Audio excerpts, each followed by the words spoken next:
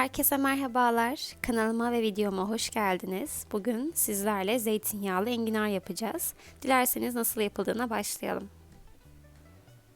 Bu tarifimde 4 adet enginar kullandım ve bu 4 adet enginar için 1 adet patatesimi soyuyorum ve minik küpler şeklinde doğruyorum.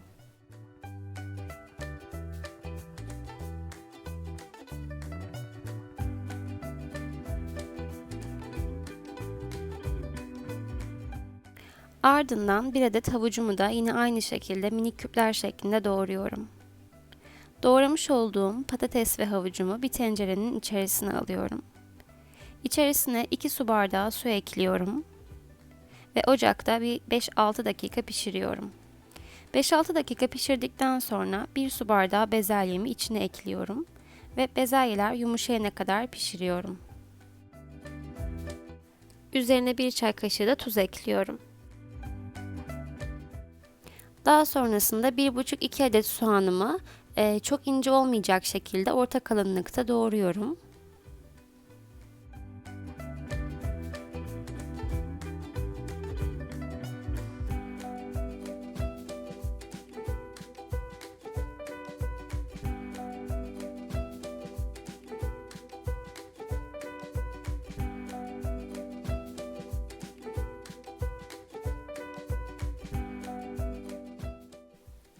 Pilav tenceresinin içine biraz zeytinyağı, biraz daha ayçiçek yağı ekleyerek soğanları kavuruyorum.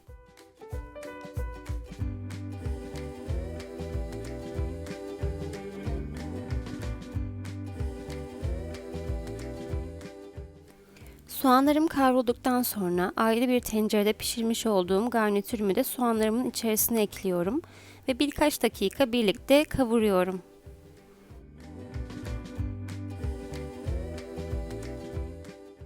Bu işlemler bittikten sonra enginarları tencereye alıyorum ve karışımı enginarların üzerine de gelecek şekilde ekliyorum.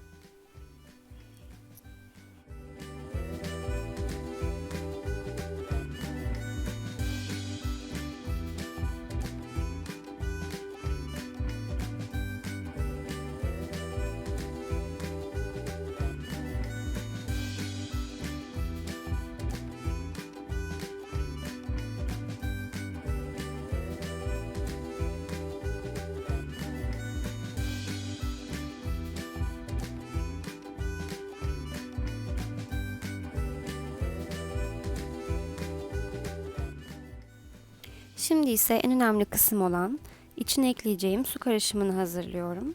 Öncelikle 1 su bardağı su ekliyorum. Daha sonra yarım çay bardağı zeytinyağı,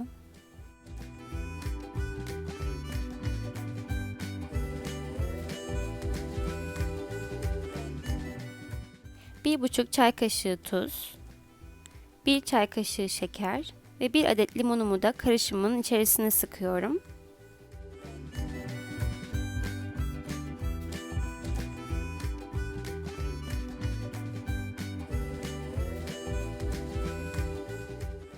Hazırlamış olduğum bu karışımı tenceremin içerisine boşaltıyorum ve kapağını kapatarak 25-30 dakika pişirmeye bırakıyorum. Enginarlarınızın pişme derecesi farklı olabilir. O yüzden pişirirken çatalla kontrol edebilirsiniz.